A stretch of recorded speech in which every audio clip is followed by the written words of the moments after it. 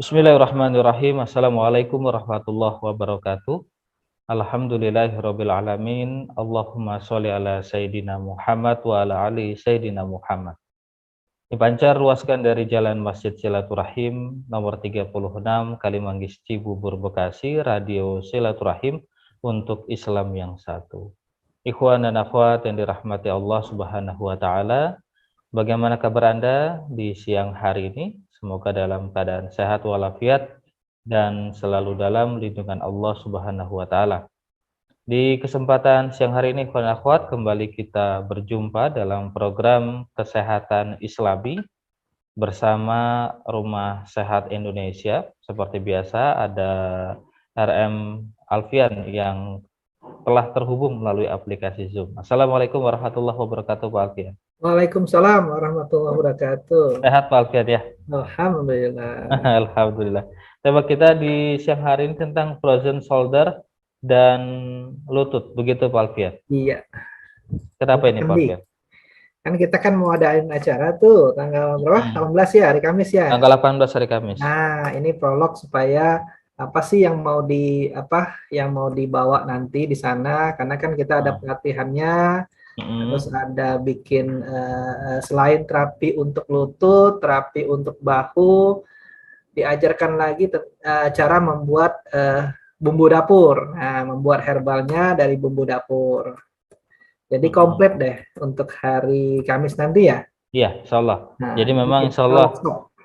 Jadi insya Allah ikhwan dan akhwat yang dirahmati Allah Subhanahu wa taala, hari Kamis esok ini akan ada pelatihan bersama Bapak Alfian.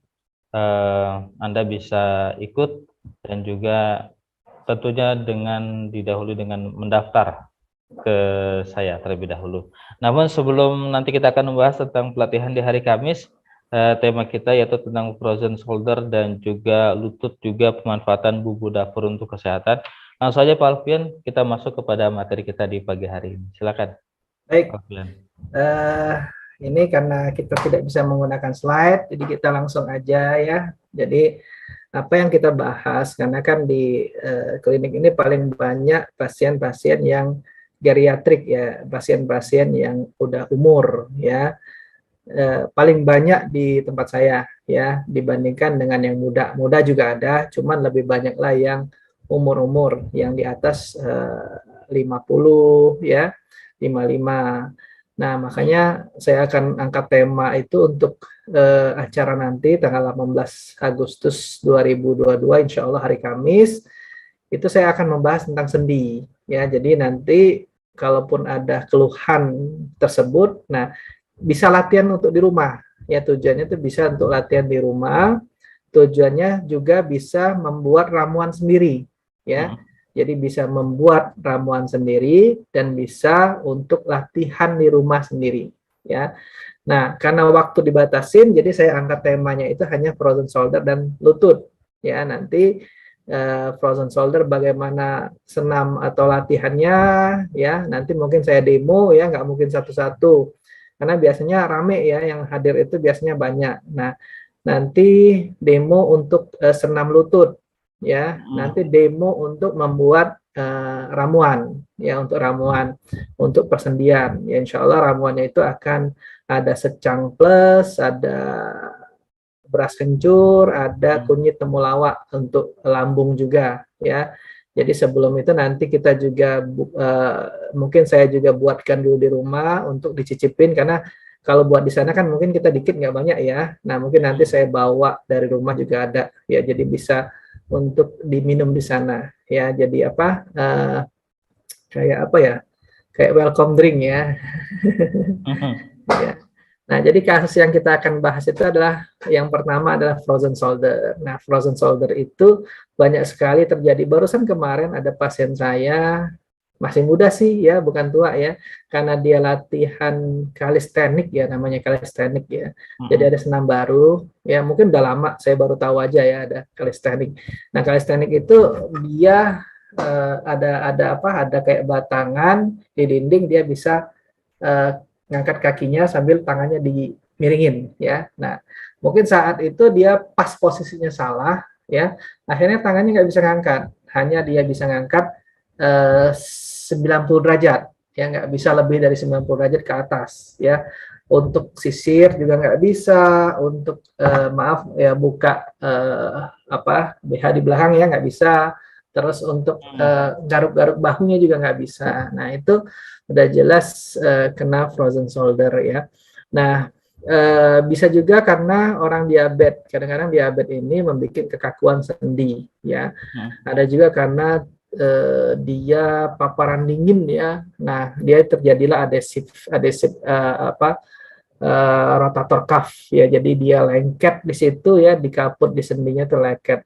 Nah, kenalah supraspinatus, infraspinatus ya. Apalagi ya, teres minor ya, scapularis ya, karena akhirnya lengket. Nah, makanya kita akan bahas bagaimana nih senamnya supaya bisa perlengketan itu bisa normal kembali ya. Nah, latihannya itu nanti akan diajarkan latihan untuk bahu yang kena frozen shoulder ya. Nah, ada lagi satu lagi lutut. Nah, banyak sekali pasien saya itu kena OA. Ya, OA itu osteoartritis ya. OA itu ada grade-nya. Grade awal itu dia tidak apa-apa, bagus ya. Terus grade pertama itu celah sendinya sudah menyempit ya kalau kita lihat ronsennya. Nah, yang kedua itu biasanya sudah banyak kapur, sudah ada terjadi osteopit ya, kapur di pinggir-pinggirnya. Nah, kalau yang selanjutnya, grade selanjutnya itu sendinya sudah rapat dan kapurnya lebih banyak lagi. Nah, biasanya ngelok, ngelok itu ngunci, ya. Nah, bagaimana kita mengetahui dia frozen shoulder, bagaimana kita tahu dia OA. Nah, itu saya ajarkan juga di sana nanti, ya. Nah, OA itu kalau grade 3, grade 4 itu biasanya sudah ngelok, ya. Kadang bengkak kakinya, terus kayak ada cairan, ya. Nah, terus juga dia nggak bisa meluruskan kakinya secara sempurna. Biasanya agak nekuk dikit, ya, agak menekuk sedikit. Nah, itu kita ajarkan senamnya di situ, terus kita informasikan bagaimana nih, oh saya kena OA atau enggak, ya di situ. Nah, nanti setelah itu kita sudah tahu nih masalahnya, problemnya. Tapi nanti luas lah di sana, nanti luas ya. Tapi mungkin kita batasin waktunya. Boleh bertanya yang lain, boleh, nggak ada masalah ya. Nah, setelah itu kita ajarkan latihan dari bahu tadi ya, bagaimana nih bahu. Nanti kita demokan ya. Terus nanti yang OA tadi, yang lutut tadi kita demokan juga. Nah, mungkin nanti di sana ada kayak bed ya, nanti didemokan di bed itu. Nah, terus setelah itu kita membuat ramuan. Ya, membuat ramuan itu diajarkan cara buatnya. Ya, semoga itu nanti bermanfaat ya bagi yang ada keluhan pada sendi. Ya, itu mungkin prolognya, Mas Agus. Silakan apa yang mau ditanyakan. Baik, jadi memang insya Allah ke depan Ikhwan Dakwat di tanggal 18 akan ada pelatihan bersama Pak Alfian dari Rumah Sehat Indonesia yang beralamat di Jalan Ruyung nomor 7 RT 4 RW 4 Pondok Kelapa Kecamatan Duren Sawit Jakarta Timur, di mana Pak Alfian ini membuka praktek di Rumah Sehat Indonesia ini sudah cukup lama Pak Alfian ya. Ya, Dan sudah 12 tahun. pelatihan yang akan kita lakukan ini setelah 2 tahun pandemi, kita tidak mengadakan pelatihan lagi Ikhwan dan Akhwat. Jadi ini adalah satu kesempatan emas bagi Anda yang ingin mengikuti acara pelatihan. Kami persilahkan untuk datang dan hadir di Radio Silaturahim pada hari Kamis di tanggal 18 Agustus 2022, sehari setelah perayaan HUT kemerdekaan Republik Indonesia di tanggal 17 Agustusnya. Dan tema kita tentang pelatihan yang akan disampaikan oleh Pak Alfian tadi juga sudah disampaikan, yaitu tentang frozen shoulder dan lutut, serta bagaimana cara membuat bumbu dapur yang ada di rumah untuk kesehatan.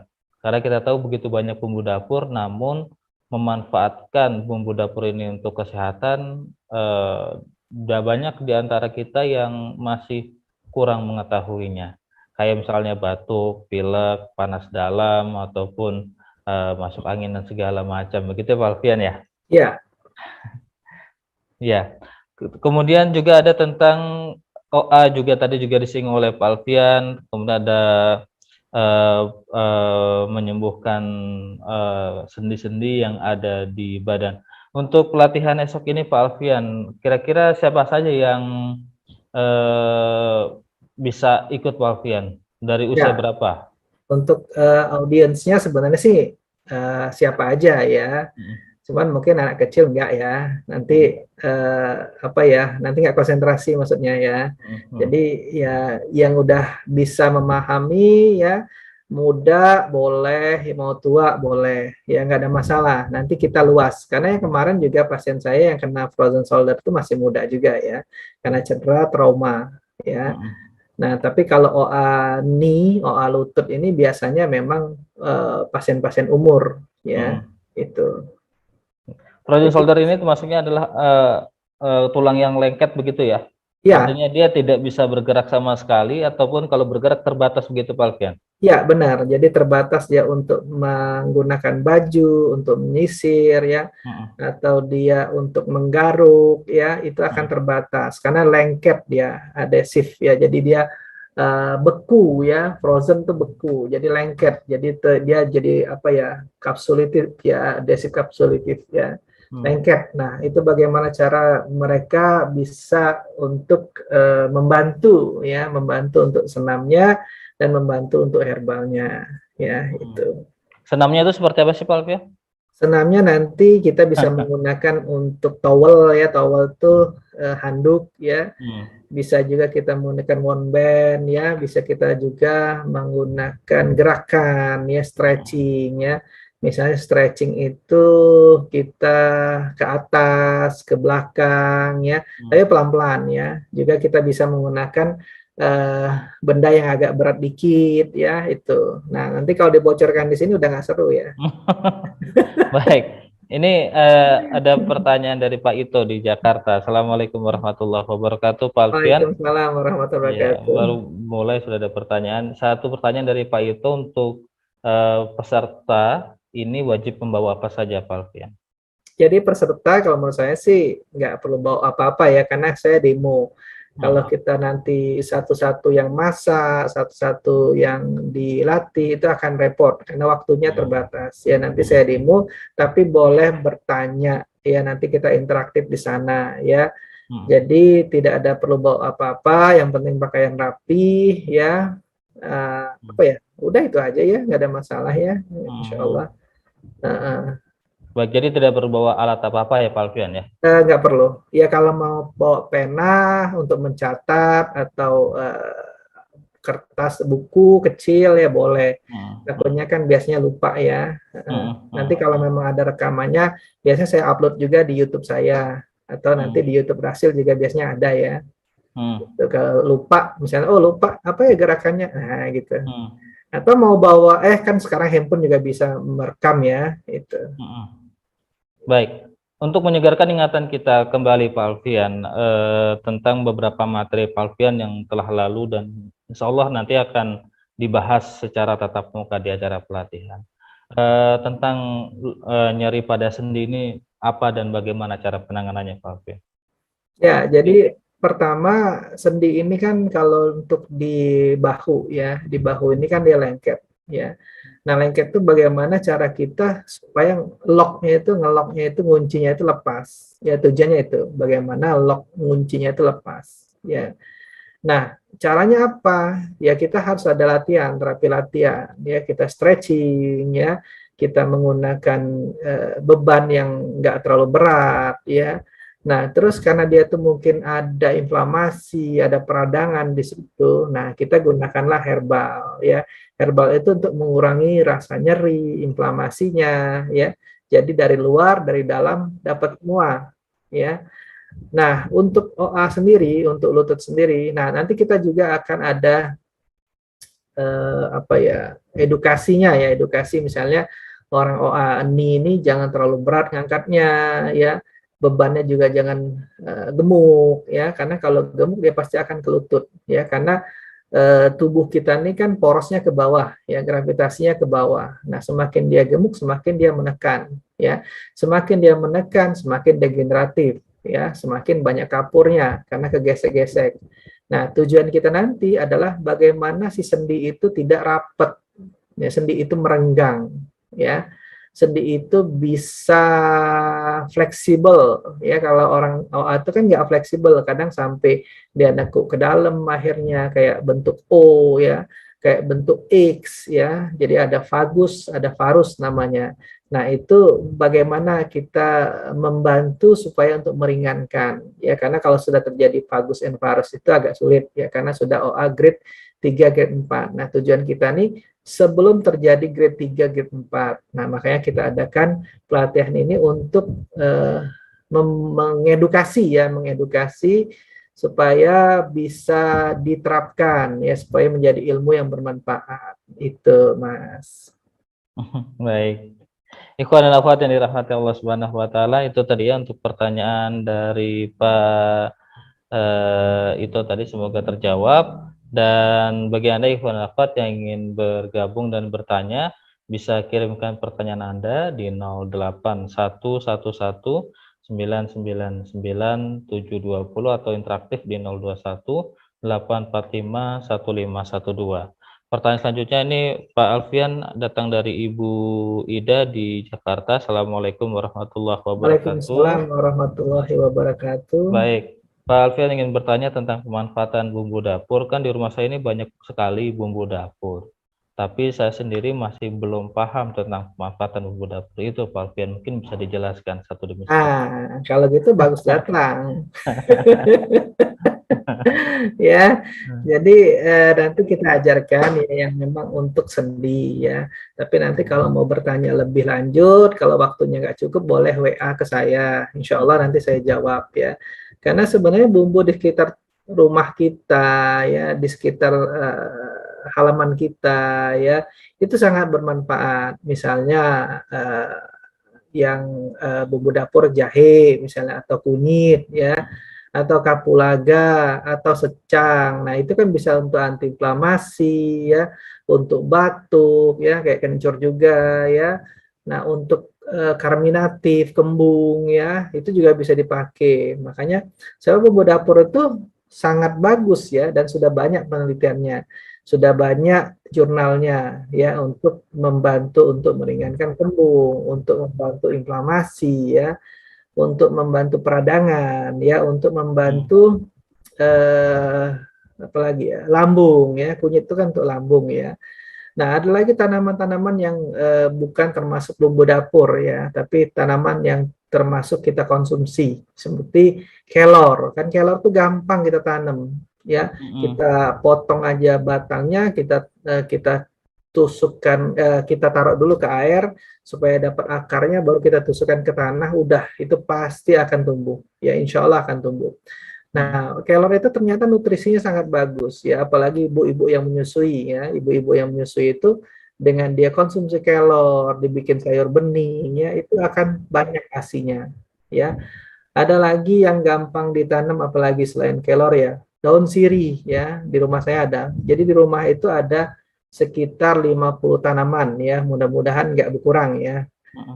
Nah, itu ada daun sirih di depan rumah saya, ada daun ungu, ya, ada apa lagi ya, delima, ya, ada pandan, ya, ada apa lagi ya, macam-macam lah, saya lupa, ya, di depan rumah. Nah, itu sangat bermanfaat, ya, kayak sambung nyawa, ya, itu sangat bermanfaat. Nah, cuman mungkin kita tidak tahu manfaatnya apa, ya. Kalau orang zaman dulu kan suka menggunakan tanaman, kan, misalnya melahirkan, kita harus untuk membersihkan supaya bersih, ya. Terus kita paremin juga perutnya, ya, kita balurin juga supaya apa, kencang lagi, ya. Nah, itu banyak banget digunakan zaman dulu. Nah, cuman zaman sekarang kan sudah modern, ya, jadi banyak ditinggalkan. Nah, mudah-mudahan kearifan lokal ini yang sudah banyak turun-temurun digunakan dan khasiatnya sudah 3 generasi, ya, malah lebih, ya. Nah, itu akan bisa kita gunakan nanti, ya. Mudah-mudahan nanti menjadi ilmu yang bermanfaat, ya, itu. Baik, Ibu Ida, semoga terjawab pertanyaan tentang masalah bumbu dapur. Alhamdulillah Pak Alfian, sudah ada beberapa yang mau mendaftar. Ini dari siapa ini? hamba Allah ya di 08131648 sekian-sekian. Kemudian tadi juga ada yang menelpon lewat WhatsApp ke saya di 08571615 sekian-sekian. Untuk pertanyaan ataupun pendaftaran via saya Ikhwan Lafot nanti akan saya balas setelah acara ini ya. Baik, kemudian pertanyaan selanjutnya Pak Alfian dari Pak Jakaria. Assalamualaikum warahmatullahi wabarakatuh. Waalaikumsalam warahmatullahi wabarakatuh. Terkadang kita ketika terkena penyakit lebih suka memakai obat-obatan medis yang mengandung kimia dan kita lupa untuk pengobatan herbal. Bagaimana cara mindset ini bisa kita rubah, Pak Alfian? Ya, herbal dan medis itu sebenarnya sama ya sebenarnya ya. Awal mula sebelum ada medis itu herbal duluan. Ya, kenapa saya bilang begitu? Karena kayak asam salisilat itu kan menjadi aspirin ya. Kina ya, sekarang dijadikan tablet ya. Nah, awal mula itu tanaman itu banyak senyawa ya, multikompon. Nah, karena tanaman tadi akan panennya 8 tahun ya, diambil terus itu kan akan habis ya, akhirnya dibuatlah sintesisnya. Bagaimana caranya? Mereka membuat fraksi, mereka membuat isolat. Nah, akhirnya terjadilah monokompon, satu senyawa. Senyawa itulah yang diambil untuk menjadi obat medis ya. Nah, itu akan disamakan struktur kimianya. Akhirnya menjadilah satu senyawa. Nah, sebenarnya kalau tanaman herbal karena dia banyak senyawa, multikompon ya, akhirnya itu saling saling support ya, saling support. Nah, kalau kita isolat itu memang kadang akhirnya jadi efek samping ya. Misalnya kita untuk anti nyeri ya. Kalau untuk anti nyeri obat medis, akhirnya ke lambung ya, ke lambung akhirnya jadilah luka di lambung ya. Apalagi menggunakan obat-obat yang memang tinggi dosisnya untuk anti nyeri. Nah, kalau herbal itu ada untuk nyeri, tetapi dia tidak sekuat dengan medis. Karena apa? Karena herbal itu banyak senyawa. Nanti dia kerja di reseptor yang mana bermasalah. Makanya herbal itu bisa dia saat tinggi tensinya dia bisa naik, ya bisa menaikkan tensinya. Saat dia rendah bisa menurunkan tensinya. Nah, itu ada penelitian di buah mengkudu, ya buah mengkudu. Ya, dia bekerja reseptor mana yang bermasalah karena dia banyak senyawa. Nah, hanya herbal itu pelan sifatnya, tidak cepat, ya. Kalau herbal cepat itu tanda tanya. Nah, biasanya ada yang nakal dicampurlah dengan bahan kimia obat ya BKU ya. Nah, biasanya herbal itu akan pelan sifatnya, tidak sama dengan medis. Nah, kalau memang kita darurat boleh gunakan medis, tidak ada masalah ya, tetapi jangan jangka panjang ya. Kalau jangka panjang biasanya ada efek samping biasanya ya. Dan di di tulisan ingredientnya kan pasti ada ditulis itu efek samping jangka panjang ya itu. Oke? Oke. Dari Bapak Zakaria.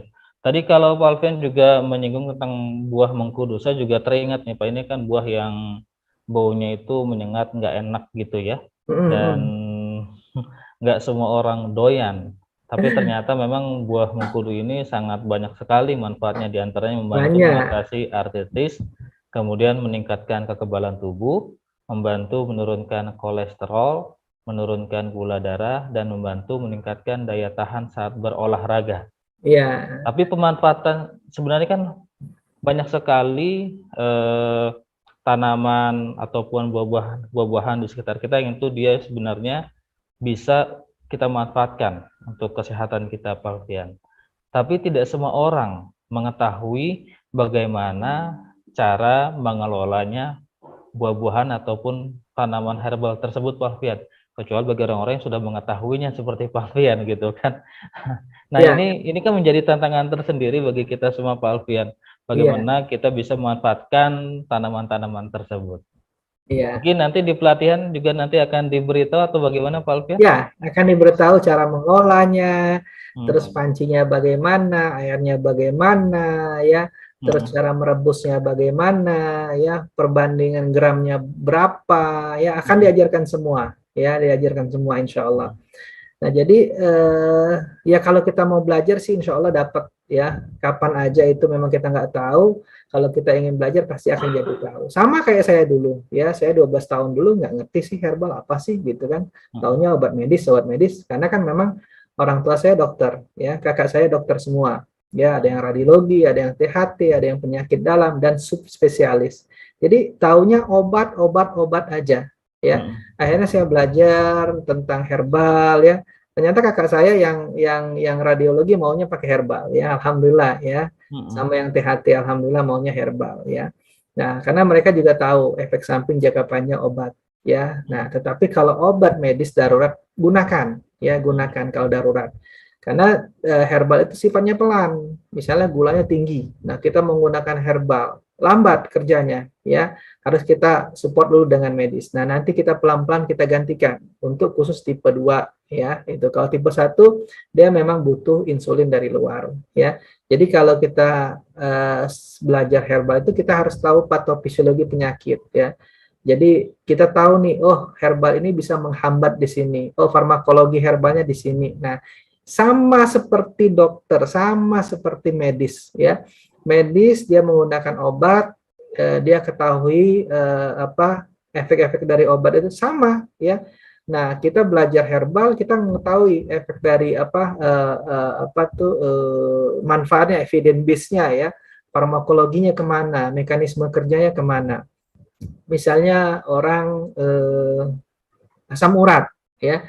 Asam urat itu kan purin, peningkatan purin. Nah, bagaimana purinnya kebuang? Bagaimana dia turun purinnya? Nah, itu kan bisa gunakan tempuyung, bisa gunakan kumis kucing, seledri, ya. Itu akan turun juga, ya. Nah, di medis biasanya menggunakan allopurinol atau zearloic, ya.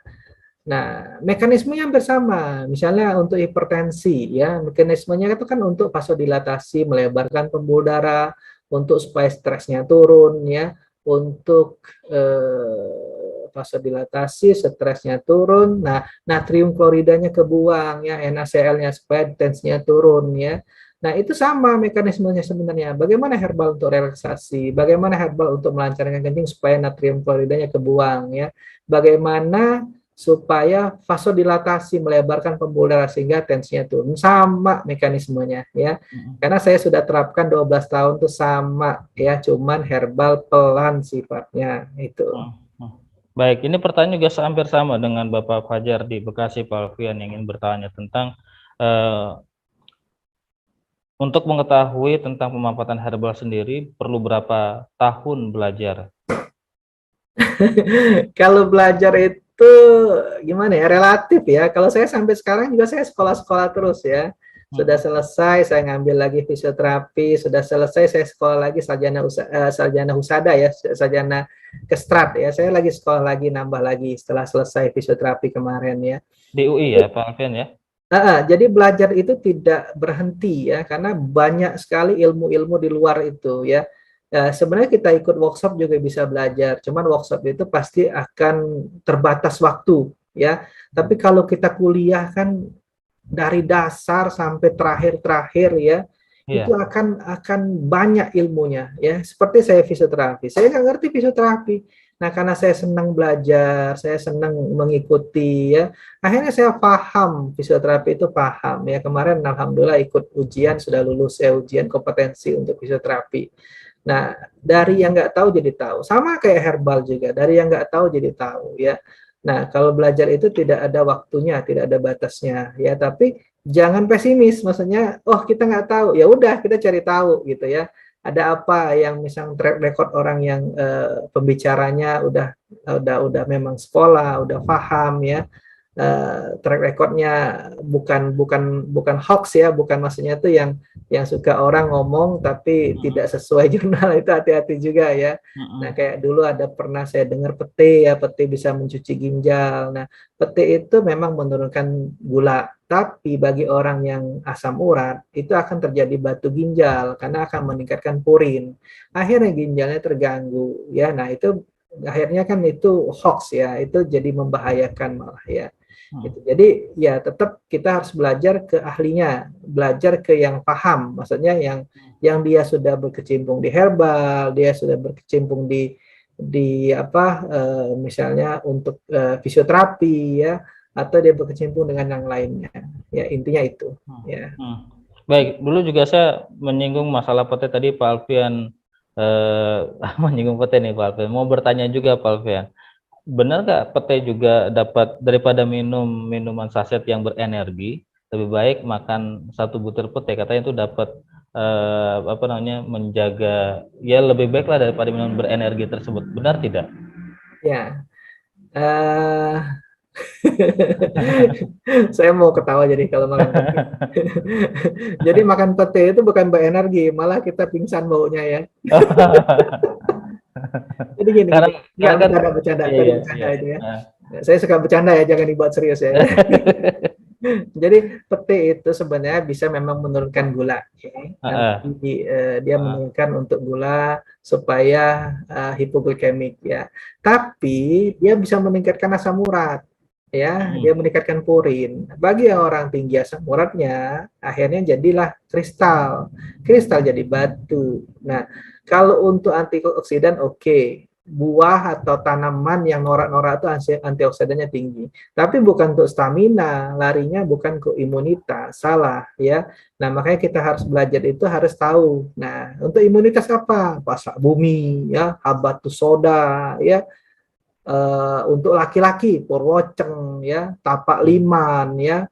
Nah, itu untuk laki-laki. Nah, ada arahnya. Imunitas apa ya? Ada mekanismenya, ada farmakologinya ya. Jadi pete untuk menggantikan apa tadi, untuk kratinjeng apa tadi, sebut merek jadinya nggak bisa ya, beda arah ya, beda arah itu ya, jadi harus tahu. Nah, makanya disinilah kita bisa belajar nanti, tapi waktunya dibatasin ya, nanti Iya. ujung-ujung sampai malam nanti kita. Jadi Ikhwan Afat untuk pelatihan besok ini Ikhwan Afat.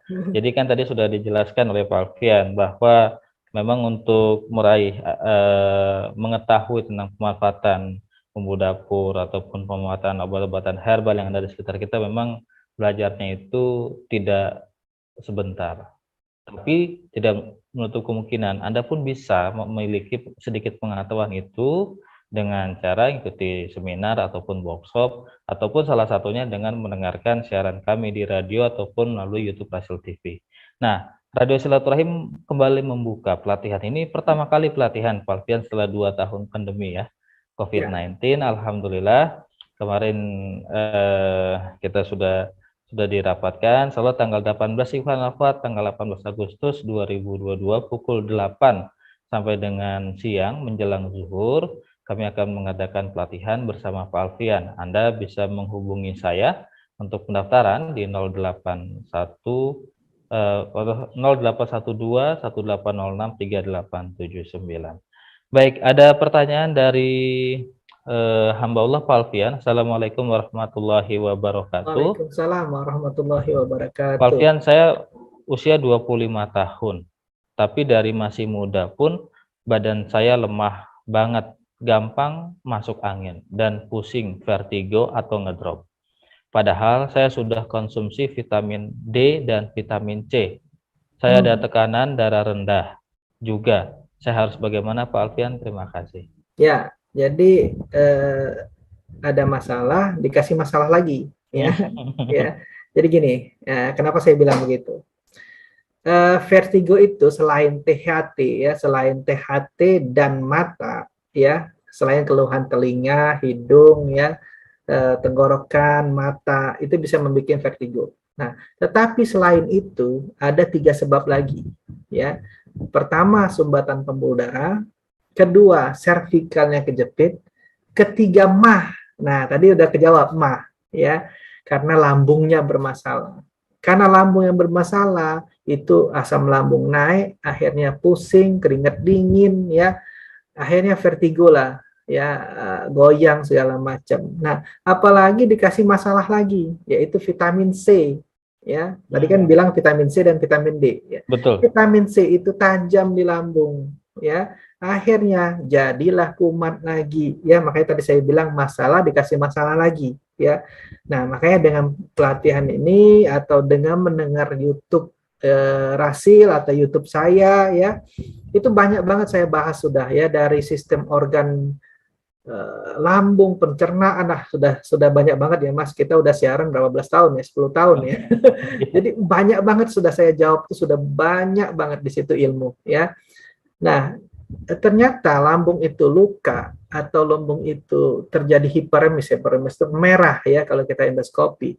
Nah, itu akan mengakibatkan asam lambung naik, GERD segala macam, dan dia akan nyesek, neken ke dada, kadang keringat dingin. Wah, pokoknya nggak enak lah. Akhirnya vertigo lah. Nah, jadi sebenarnya intinya itu ya, stop dulu vitamin C, obatin lambungnya. Nah, boleh konsumsi dengan kunyit dan temulawak sementara ya. Nanti saya ajarkan juga di sana ada kunyit temulawak, karena kan secang plus itu kan ada jahe, ada yang membuat lambung nggak enak. Nah, tapi nanti kita kombinasi supaya orang bisa minumnya. Nah, di situ. Jadi herbal pun bisa dia suportif, Mas. Bisa juga dia bisa menghambat. Misalnya Mas Agus pengen BAB nih, ya, susah banget BAB, makanlah jati Belanda atau jati Cina, lancar, ya. Tapi Mas Agus minum daun teh, ya, minum teh lah, minum teh bukan daun teh, minum teh, ya. Akhirnya kan nggak jadi lancar, karena teh itu kan membuat absorben, makanya kalau orang mencret minum teh, suruh kan ibu nenek-nenek kita dulu kan teh, minum teh, daun jambu biji ambil, kucek, ya kan. Berhenti memang. Nah, makanya ada efek yang sinergis, ada yang antagonis. Jadi kalau misalnya dia sinergis, nah kita akan support. Misalnya dia jahe tadi, kita tambahin kunyit sama temulawak, akhirnya aman untuk dia konsumsi, ya. Jadi harus tahu juga, ya tadi udah tahu ada makan vitamin C, ya. Vitamin C itu perih ke lambung, ya. Nah, disinilah kita nggak tahu. Nah, kita berikan ilmunya, kita kasih tahu ilmunya, ya mudah-mudahan bermanfaat ya. Selama saya bisa menjawabnya, ya, insya Allah. Baik, Pak Alfian. Jahe, kunyit, temulawak, kencur, laos, salam, dan bumbu dapur. Ini kan bumbu dapur yang selalu ada di rumah, Pak Alfian. Oh, banyak. Bawang merah, cabai merah, begitu kan, cabai hijau, cabai setan, segala macam, semuanya ada di dalam rumah. Tapi tadi tentu saja Pak Alfian memberi clue-nya tuh, ikhwan akhwat. Kita tahu nih ada bumbu dapur, tapi kita nggak tahu cara memanfaatkannya, ataupun ketika kita memanfaatkannya ternyata ini tabrakan sama yang ini, akhirnya bukan jadi obat, malah jadi nggak karuan gitu kan. Nggak karuan, benar. Jadi ikhwan akhwat, nah di pelatihan ini nanti akan dikasih tahu sama Pak Alfian, begitu ya Pak Alfian ya? Ya, insya Allah akan dikasih tahu. Baik. Dari Pak Gunawan di Cinere. Assalamualaikum warahmatullahi wabarakatuh, Pak Alfian. Waalaikumsalam warahmatullahi wabarakatuh. Istri saya sedang mengandung sudah 6 bulan. Sekitar 2 bulan kebelakangan ini, istri saya setiap malam, setiap tidur, suka kram kakinya. Ini kenapa ya Pak? Dan adakah obat herbal atau cara penanganannya seperti apa? Terima kasih. Anak keberapa? Mengandung sudah tidak disebutkan anak keberapa. Oh ya, karena kan memang kalau 6 bulan itu kan sudah agak besar ya, maksudnya sudah ada bobot ya, ada bobot, maksudnya itu sudah berat lah ya. Nah, apalagi kalau hamil itu kan biasa suka makan ya, jadi ditambah beban, ditambah lagi janin ya, akhirnya berat ya. Nah, memang suka kram biasanya. Nah, coba naikin kaki ke atas. Ya, naikin kaki ke atas supaya dia akan berkurang kramnya. Boleh juga balurin dengan minyak cengkeh. Ya, boleh juga bikin cengkeh dengan destilasi ya, terus kasih olive oil ya, balurin. Boleh juga ya. Atau dengan tambahan senam untuk menguatkan otot-ototnya supaya tidak terjadi kram. Ya, dengan stretching, dengan gerakan isometrik tahanan atau isotonik, gerakan dengan beban ya. Nah, itu akan membantu otot-otot sekitar yang kram, misalnya otot-otot betis misalnya ya, otot gastruk, otot soleus ya. Nah, itu akan membantu. Nah, bisa juga otot-otot sekitar paha ya, patus ya, lateral, medialis, intermedus ya, atau dekat-dekat tulang tuberositas ya. Nah, itu bisa kita kuatkan ya, quadricepsnya, hamstringnya ya, otot paha-pahanya. Nah, itu akhirnya kramnya berkurang ya. Nanti bisa lakukan pelan-pelan ya, pelan-pelan ya. Nah, itu saya tanya anak ke berapa. Kalau anak kedua masih aman. Kalau anak pertama olahraganya yang ringan ya. Kalau anaknya kedua boleh dengan squat pelan-pelan, tapi wall squat, namanya wall squat. Jadi nempel ke dinding ya, nempel ke dinding, kita turunkan pelan-pelan kakinya ya. Jadi squat yang benar itu kayak kita mau duduk di kursi ya, bukan ke depan. Kalau ke depan lututnya kena ya. Nah, itu ada tekniknya juga ya. Jadi banyak banget sebenarnya kalau mau belajar tuh banyak banget, luas banget ya. Makanya saya senang ada dosen, ada apa, saya selami, akhirnya ketemu clue-nya. Nanti digabung-gabungkan, oh kita bisa nyiptakan suatu teknik ya, nyiptakan suatu teknik atau kombinasi herbal ya. Herbal itu kan saya kombinasi sendiri ya. Terus juga teknik-teknik terapi itu saya kombinasi sendiri karena ketemu clue-nya. Oh begini farmakologinya, oh begini patofisiologi penyakit, oh kenapa nggak begini ya, nah gitu. Nanti ketemu ya, kalau kita hobi, kalau kita senang, kita passion, insya Allah ya. Gitu. Baik, terima kasih Pak Gunawan di Cinere. Terima kasih Pak Alvin atas jawabannya. Sama. Kemudian ada pertanyaan dari Bapak Abu Abdillah di Pamulang, Pak Alfian. Assalamualaikum warahmatullahi wabarakatuh. Waalaikumsalam warahmatullahi wabarakatuh. Pak Alfian, kalau daun buah mengkudu di tempat saya itu biasanya dijadikan nasi goreng. Namanya nasi goreng lempuyang. Oh, enak banget. Secara herbal apa manfaat daun mengkudu itu Pak Alfian? Ya, daun mengkudu itu antioksidan, untuk menurunkan tensi bisa ya, tapi kalau buat masakan kan sedikit ya. Jadi efeknya ya memang ada tapi nggak banyak ya. Tapi nggak apa-apa, bagus dong. Berarti bisa dimanfaatkan, kan mengkudu itu gampang banget nanamnya, gampang banget. Nah kalau buahnya itu jangan yang tua Mas, yang muda ya. Kalau yang tua baunya amit-amit dah ya. Jadi yang muda itu bisa kita gunakan, rebus ya, airnya diminum ya. Malah banyak orang ngerujak kan, yang mudanya dirujak kan. Itu juga buah mengkudunya. Buah iya, mengkudu muda. nah Mas Agus ketinggalan. Kemana aja. Nah, jadi orang banyak ngerujak mengkudu itu yang muda ya, bukan yang tua, yang tua baunya ampun ya. Tapi itu kan pahit Pak Alfian. Enggak, coba aja. Pahitnya sambiloto ya. Oh, pahitnya kayak sambiloto. Sambiloto mah pahit banget ya. Gitu, Broto Wali, sambiloto, apalagi yang pahit-pahit nih ya, itu yang paling pahit ya. Itu. Baik, Pak Abu Abdillah di Pamulang. Semoga terjawab. Pak Alfian, kita akan jeda sejenak dulu Pak Alfian ya. Siap. Baik, ikhwan dan akhwat yang dirahmati Allah Subhanahu wa taala, kami akan jeda sejenak dari ruang dengar Anda. Setelah jeda berikut kami akan kembali ke ruang dengar Anda. Tetaplah.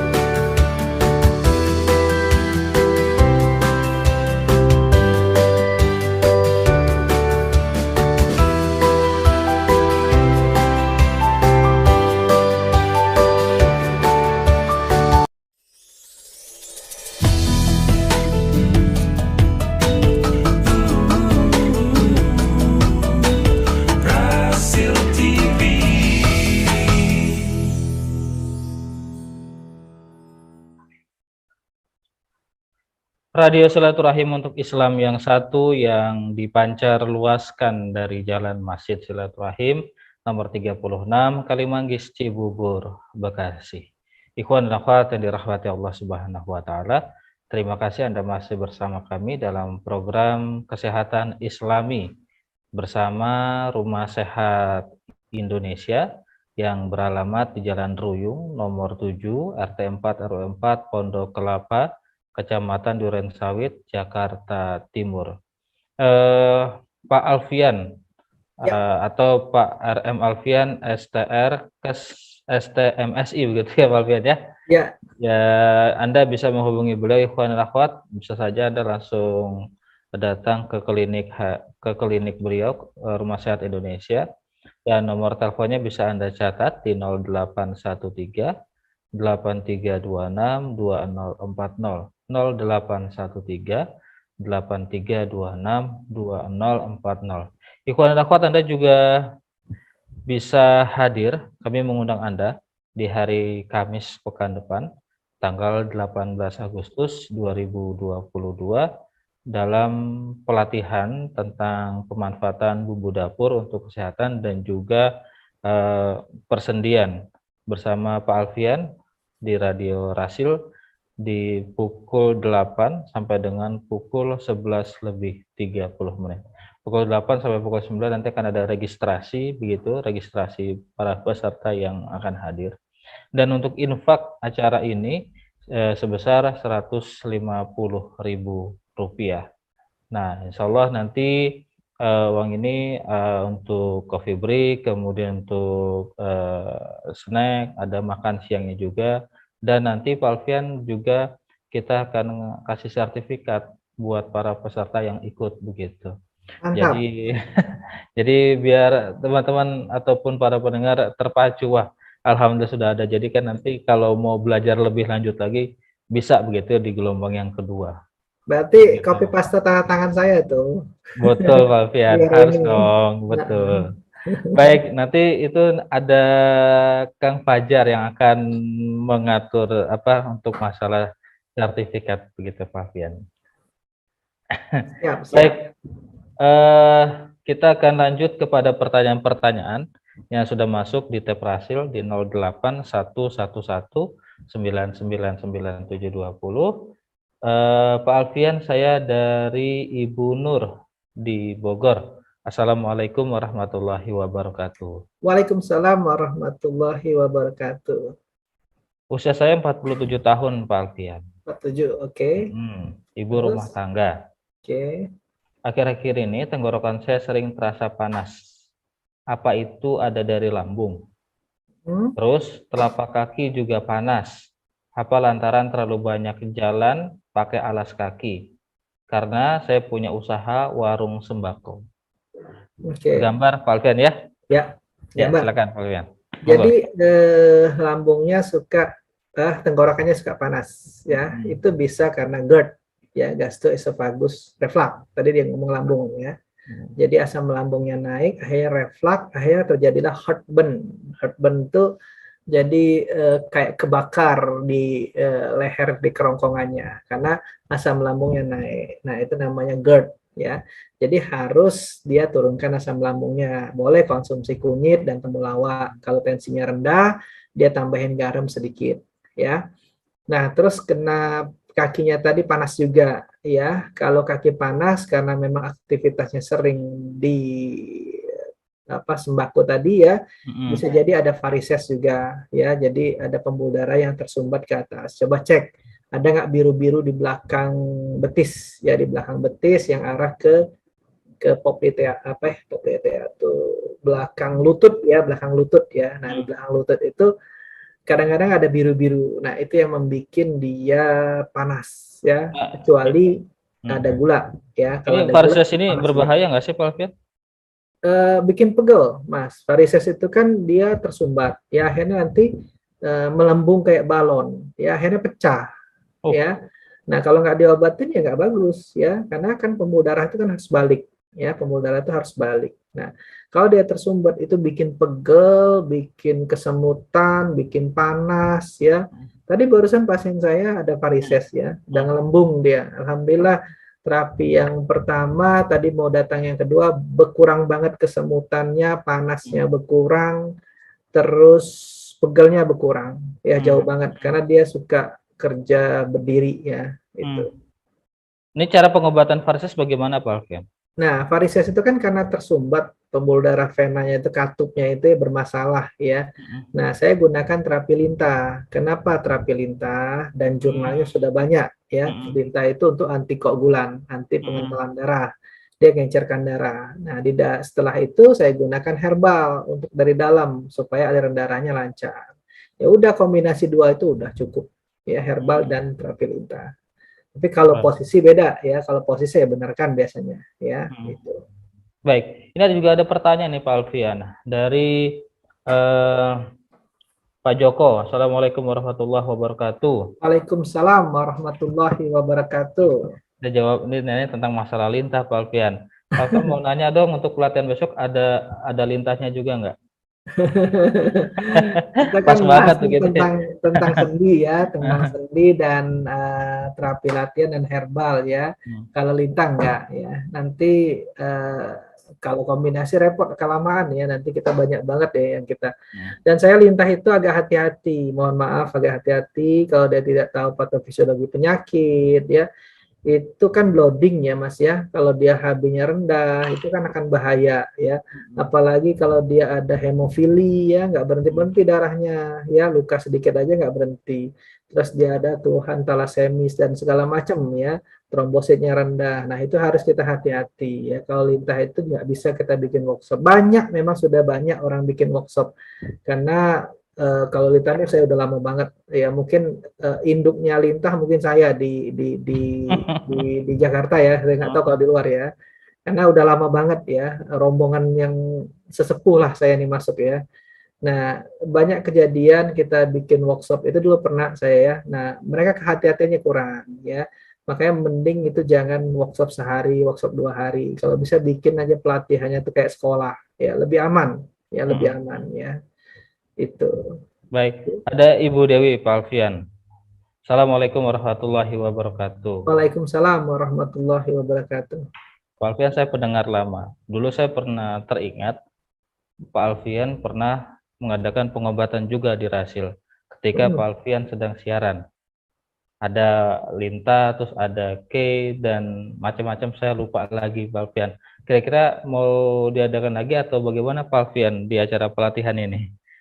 Ini pendengar lama nih Pak Alfian. Waktunya nggak cukup ya, waktunya nggak cukup karena pertama juga saya mungkin bawa karyawan cuma beberapa orang ya untuk pelatihan di tanaman apa, untuk bikin jamunya ya, bikin herbalnya, terus juga yang demo untuk gerakan senam ya. Kalau ditambah lagi, aduh, waktunya dan tenaganya kayaknya tidak cukup. Ya. Jadi khusus untuk lintah datang aja ke klinik Rumah Sakit Indonesia begitu ya? Ya, insya Allah. Ya. Tapi bukan lintah darat ya. Bukan lintah darat. Baik Pak Alfian. Pertanyaan selanjutnya. Assalamualaikum warahmatullahi wabarakatuh. Waalaikumsalam warahmatullahi wabarakatuh. Kepada Pak Alfian, kami ingin menanyakan kenapa telapak kaki dan sekitarnya sering terasa dingin, terutama waktu pagi hari. Kalau tadi terasa panas, kalau sekarang dingin Pak Alfian. Bagaimana cara mengatasi hal tersebut, terutama dengan bumbu dapur? Ya, kalau pagi kan memang cuaca dingin ya, wajar sebenarnya. Tapi biasanya kalau kita pun dingin ya, darah tuh kan bawa suhu. Ya, pasti mesti panas juga tetap ya. Nah, kemungkinan aliran darah di kaki itu ada yang nggak lancar, kemungkinan besar ya. Boleh kalau mau pagi-pagi rendemin dengan jahe sedikit ya, dengan adas sedikit ya, kapulaga sedikit, serai sedikit, boleh direbusin biar hangat kakinya ya.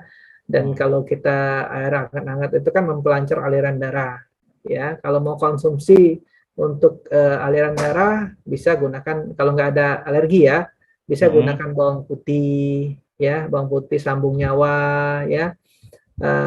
Terus apa lagi ya, kunyit ya, jahe ya, itu bisa untuk memperlancar aliran darah ya. Darah itu bawa suhu, walaupun kita dingin biasanya tetap panas ya. Makanya kalau kita ada reaksi menggigil itu badan itu supaya panas ya gitu. Baik, terima kasih. Alhamdulillah, menyimak depan rumahku ada pohon mengkudu, tapi nggak tahu buat apa, malah sering tak buangin katanya Pak Alfian. Ya karena Ini banyak banget yang mengkudu tuh gampang banget ya tanamnya, makanya banyak orang buang-buang ya, karena dan tinggi lagi kadang-kadang ya. Nah ya kalau mau dimanfaatkan bisa kok gitu, bikin rujak juga enak yang muda ya. rujak Bikin rujak mengkudu. enak ya, Tapi dulu tergantung. juga banyak orang bikin jus buah mengkudu Pak Alfian. Ya, tapi yang muda. Kalau yang tua jangan deh, bau ya. Yang mudanya kita jus boleh. Campurin, kalau saya dulu belajar herbal ya, kita bikin jus herbal. Jus herbal itu dengan buah, kombinasi ya. Apa aja? Misalnya kita mau bikin ramuan untuk asam urat ya. Kita gunakanlah tempuyung, kita gunakanlah seledri, kita gunakanlah kumis kucing, kita gunakan apa lagi ya? Alang-alang ya, kita rebus dulu. Nah, air rebusan itu kita masukkan buah, ya buah yang kita suka, mau pepaya ya, mau apel ya, mau pir ya. Nah, kita blender. Jadi rasanya rasa buah, enak ya. Itu namanya jus herbal. Jus herbal. Iya, Mas. Jadi kombinasi. Ya sekarang aja jualannya lumayan loh, Mas. Kadang-kadang satu gelas itu ada jahe, ada seri ya, dikasih daun mint ya, dikasih kapulaga, dikasih adas. Coba harganya berapa? Segelas 35.000. Alfian, tapi kan banyak di tukang jamu juga. Biasa di tukang jamu nih Pak Alfian. Ada jamu godok, terus dia juga punya yang sasetan tapi bukan jadi serbuk, tapi masih kayak secang, terus kayak asam jawa segala macam. Itu kan juga ada di plastik-plastik ini. Itu gimana Pak Alfian? Bagus Boleh, ya? nggak ada masalah. Kan itu jamu itu kan memang dari tanaman. Dia buat dari tanaman. Dia buat beras kencur, dia buat kunyit asam ya. Nah, memang dari kunyit, bukan apa ya? Maksudnya itu bukan yang buatan ya, memang benar-benar ini. Malah makanan-makanan yang modern sekarang yang banyak perasa-perasa doang ya. Sekarang durian aja bisa dibikin perasa. Sekarang kopi aja bisa dibikin perasa. Apalagi pokoknya banyak. Sekarang banyak banget bisa dibikin perasa. Ubi aja bisa dibikin perasa sekarang. Itu ya. Nah, kalau itu memang benar asli ya. Dan rencana nanti juga ada goodie bag juga ya dari Pak Alfian ya. Goodie bag belum saya siapin. Oh, belum siapin. Belum siapin. Tapi kalau gitu kita kasih bocoran aja Pak Alfian ya. Insya Allah. Insya Allah ya. Nggak janji tapi nggak janji ya. Nanti Mas Agus suka nembak saya nih, nggak janji ya. Soalnya saya tuh banyak banget lagi untuk kerjaan minggu ini ya. Jadi belum disiapin. Biasanya saya siapin ya. Tapi mudah-mudahan kalau memang siap saya siapin ya. Baik. Pak Alfian, kita ke pertanyaan kembali ya dari Ibu Suharsini. Assalamualaikum warahmatullahi wabarakatuh Pak Alfian. Waalaikumsalam warahmatullahi wabarakatuh. Sekitar sebulan lalu saya jatuh hingga pergelangan tangan terkilir, bahkan sampai bengkak dan menghitam. Saya sudah berobat dan terapi ke ahli tulang, namun belum ada perkembangan. Harus bagaimana Pak Alfian? Karena saya sudah mulai khawatir. Usia saya 57 tahun. Jatuh apanya? Jatuh pergelangan tangan terkilir. Pergelangan tangan ya. Ya, tapi tidak disebutkan kanan atau kiri ya. Ya. Sampai bengkak dan menghitam. Ya, jadi berarti ada hematom, itu ada pembuluh darah yang beku di bawah kulit ya. Jadi ya kalau diurut tambah malah hematom ya. Jadi sebenarnya pembuluh darah itu dikeluarkan, nanti dia malah infeksi ya. Jadi pembuluh darah itu kan hitam, nanti nekrosis, mati jaringannya karena pembuluh darahnya itu hematom ya, ngelembeng di dalam kulit ya, di bawah kulit ngelambeng, jadi apa ya, ngelembeng apa ya bahasanya, numpuk di situ ya, harus dikeluarkan itu ya. Biasanya saya gunakan terapi lintah untuk mengeluarkan darah beku ya. Nah, darah beku itu kan ngencer kalau di lintah. Nah, cuman kalau takutnya udah keras kayak agar, nah itu yang agak susah. Jadi terpaksa harus diinsisi ya, dibuang, dioperasi, dikeluarkan. Karena nanti makin lama makin bengkak, makin neken saraf, neken ya macam-macam lah ya. Harus segera diobatin itu kalau menurut saya. Saya sudah berobat ke terapi ahli tulang Pak Alfian. Kalau ahli tulang kan benerin tulang ya. Dan itu pun ya kita belum tahu patah atau enggak ya. Kalau mau ronsen dulu ya. Nah, yang sekarang dikeluhkan itu kan yang hitamnya tadi ya, bekunya Iya, tadi iya. ya. Nah, kalau ke ahli tulang takutnya kalau dipencet tambah jadi eh, Iya. hematom ya, kalau menurut saya ya. Nah, Hmm. makanya sebaiknya kalau sekarang ke medis aja dulu ya. Ronsen dulu. Nah, makanya medis tuh nggak ada masalah kita pakai kejadian darurat, kejadian apa. Malah Hmm. kalau patah tulang itu kadang-kadang nyambung tuh nggak sempurna kalau di bagian kaki, ya. Makanya dengan pen itu lebih sempurna. Makanya saya nggak Hmm. mau nanganin pasien-pasien patah tulang. Saya nanganin pasien yang dislokasi, pasien yang secara Hmm. kejepit, ya. Kalau Hmm. untuk patah tulang saya sarankan ke rumah sakit, ya. Hmm. Karena lebih bagus nyambungnya. Kalau Hmm. kita urut, kita tarik, nyambungnya tuh nanti begini, Mas. Bukan bagus begini, nyambungnya begini nih. Hmm. Ya, tulang nyambung juga, diamin aja nyambung. 3 bulan nyambung, cuma nyambungnya bagus atau enggak? Begini atau begini. Nah, Hmm. gitu, Mas Hmm. ya. Sebaiknya Hmm. kalau menurut saya sih itu dikeluarkan hematomnya, ya. Baik, baik. Ibu Suharsini, jadi eh, saran dari Pak Alfian datang di ronsen saja dulu, begitu ya. Nanti kalau sudah Kalau ada mau lihat patah atau enggak, ya. hasil Tapi ronsennya kalau nanti bisa bawa ke Pak Alfian ya. ya, tapi kalau memang keluhannya hematom ya dikeluarkan hematomnya tadi. Ya. Baik, terima kasih Pak Alfian. Dari Ibu Tini, Assalamualaikum warahmatullahi wabarakatuh, Pak Alfian. Waalaikumsalam warahmatullahi wabarakatuh. Bagaimana memberikan pengertian kepada orang yang tidak percaya bahwa pengobatan herbal tidak bertentangan dengan pengobatan medis? Gimana ya? Kakak saya juga dokter, tapi dia menggunakan herbal, ya. Sebenarnya sih nggak bertentangan ya, kalau menurut saya. Apa yang bertentangannya? Coba, ya. Pasien saya yang kreatin urinnya tinggi bisa turun, ya. Yang ada orang yang kuning ya, hepatitis bermasalah livernya, akhirnya tidak kuning. Ada kok di YouTube saya tuh ada, ya. Nah, maksud saya herbal itu aman selama tidak dicampur dengan bahan kimia obat. Nah, yang nakal itu ada orang dicampur bahan kimia obat. Kalau memang herbal itu tidak aman, nah yang saya kasih obat untuk ke ginjal, berarti kan ginjalnya masih naik kan? Kreatin urinnya malah tambah naik ya. Bukan tambah sembuh kan mestinya. Nah, ini sembuh, alhamdulillah. Dari yang 1,6 ada yang normal, ada yang dari yang cuci darah 3 kali jadi 1 kali ya. Nah, terus ada lagi yang liver ya, gangguan hati. Nah, kan karena metabolisme obat, metabolisme makanan semua itu kan di hati kita. Hati itu organ yang terbesar di tubuh kita. Nah, kalau memang herbal itu bermasalah, mestinya tambah parah kan, SGLT-SGPT-nya meningkat. Nah, ini SGLT-SGPT-nya menurun normal. Nah, itu gimana ceritanya? Dan bisa dibuktikan dengan lab ya, karena pasien saya ini kan banyak orang yang udah paham ya, udah paham, malah ada dokter, banyak dokter yang kesini ya. Nah, jadi mereka paham ya, maksudnya before and after ya, sebelum dan sesudah. Nah, kadang-kadang yang nakal kalau saya menurut saya Mas, ada yang nakal. Nah, kayak kemarin maaf ya, ada merek tertentu lah berbau Islam ya. Nah, dia dikonsumsi ya, langsung pegelnya hilang, sakitnya hilang. Nah, itu ada ipar. Saya bilang, coba dong, saya lihat dong kapsulnya. Saya buka ya kapsulnya itu. Nah, serbuk putihnya tuh ada, Mas. Ya, serbuk putihnya tuh ada. Itu Ya, obat. serbuk putih. Obat Itu apa? medis, ya. Mungkin Oh. obat dewa dimasukin ya, seperti dexamethasone ya. Pokoknya golongan kortikosteroid. Karena kalau kortikosteroid pasti enak, ya langsung sembuh, langsung chest pain ya. Nah, tapi Oh. efek jangka panjang nanti moonfish, mukanya itu bengkak, ya, ginjalnya keganggu. Nah, itu ya kalau menurut saya selama saya praktek 12 tahun ya. Hmm. Insya Allah ya, kalau mau sharing-sharing juga bisa, karena di sini lab-lab sudah saya kumpulkan lagi. Karena kemarin sempat pindah 3 kali, kita rehab, kita bagusin.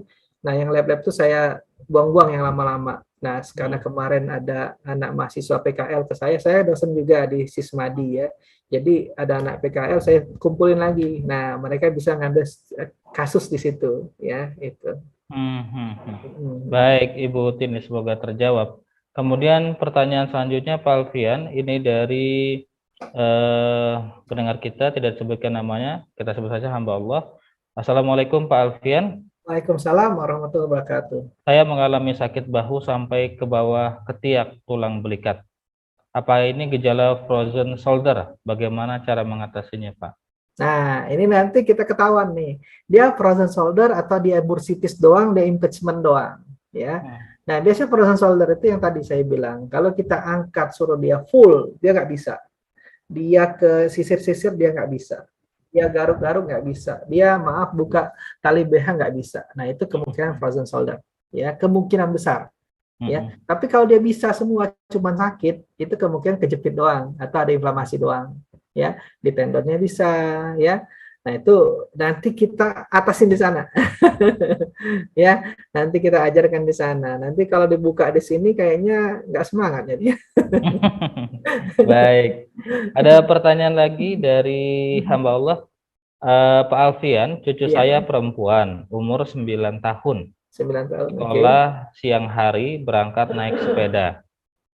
Akhir-akhir ini sering mimisan, apakah berbahaya dan apa yang harus saya lakukan, Pak Alfian? Nah, kalau anak kecil itu memang pemeliharannya rapuh ya, nggak ada masalah. Nanti dia semakin gede semakin hilang biasanya mimisan. Ya kalau makin mimisan kasih aja sirih atau binahong. Tapi cuci bersih dulu ya. Nanti ada ulet, ada bakteri ya, cuci bersih Iya. dulu sirih sama binahong ya. Taruh aja di hidung ya. Berhenti kok dia, karena binahong sama sirih itu untuk untuk koagulan ya, mengentalkan darah ya. Pasti akan berhenti ya. Nah, nanti semakin besar biasanya pembuluh tidak rapuh. Ya, tipis gitu biasanya, Mas. Ya, gitu. Baik. Pertanyaan terakhir, Pak Alfian. Ya. Assalamualaikum warahmatullahi wabarakatuh, Pak Alfian. Waalaikumsalam warahmatullahi wabarakatuh. Telapak kaki kiri dan telapak kanan serta telapak tangan kiri dan tangan kanan saya sudah lebih dari 1 bulan terasa kesemutan atau kebas. Oke. Apa ada penyebabnya, Pak Alfian? Ada penyebabnya. Coba cek kolesterolnya ya atau gula ya. Biasanya di kolesterol ya kalau dia nggak ada riwayat gula. Itu karena sumbatan pembuluh darah. Biasanya makanannya 4 sehat 5 sembarangan ya. Kecuali dia tadi bilang kakinya sebelah nih kesemutan ketarik. Nah, itu baru saraf kejepit ya. Tapi kalau tangan, kaki, udahlah itu pasti penyumbatan pembuluh darah biasanya ya selama saya menekuni ya. Atau memang dia bilang tangan saya doang nih sebelah kiri misalnya atau sebelah kanan. Nah, itu kemungkinan servikalnya kejepit ya. Jadi kalau sudah kesemutan semuanya itu kemungkinan pembuluh darah ya. Kemungkinan 4 sehat 5 sembarangan. Nah, tinggal tanya aja makanan sehari-hari apa. Nah, itu ya. Udah ketahuan kok insya Allah. Ya, karena penyumbatan pembuluh darah, karena kolesterol kemungkinan atau gula ya, antara dua. Baik, Pak Alfian, terima kasih banyak Sama-sama. atas perjumpaan kita di siang hari ini. Ikhwan dan akhwat, demikian tadi program kesehatan Islami di hari ini. Jadi ikhwan dan akhwat, kami ingatkan kepada Anda, bagi Anda yang ingin mengikuti pelatihan bersama Pak Alfian, insya Allah Radio Silaturahim akan mengadakannya di hari Kamis tanggal 18 Agustus 2022 dari pukul 8, diawali dengan pendaftaran atau registrasi peserta sampai menjelang azan zuhur. Anda bisa bertanya banyak ke Pak Alfian dan nanti memang akan ada pengetahuan yang akan Pak Alfian berikan tentang masalah frozen shoulder dan persendian, juga pemanfaatan bumbu dapur untuk kesehatan. Infak peserta itu Rp150.000 per peserta yang nanti akan, jadi infak ini digunakan untuk sarapan Anda, kemudian coffee break, dan juga sertifikat, begitu ya. Dan insya Allah Anda bisa mendaftarkan ke Abi Agus di 08 0812 1806 3879 0812 1806 3879. Sebelum berpisah Pak Alfian, mungkin Pesertanya dibatasi nggak? Pesertanya kami batasi 30 peserta. Oh, dikit ya. Iya, 30 sampai 40 peserta Pak Alfian. Di ruangan mana rencananya? Di lantai 2. Oh, bukan di tempat aula yang dulu ya? Bukan Pak Alfian. Yang kita ngadain sampai 100 orang lebih ya? Bukan Pak ya. Oh, nah, itu jadi 50 nanti meledak. Biar lebih fokus. Jadi berapa? 20? 30 Pak Alfian insya Allah. Ya, lihat aja lah situasi kelasnya ya. Baik. Yang penting nanti ada bed kali ya, ada bed satu ya.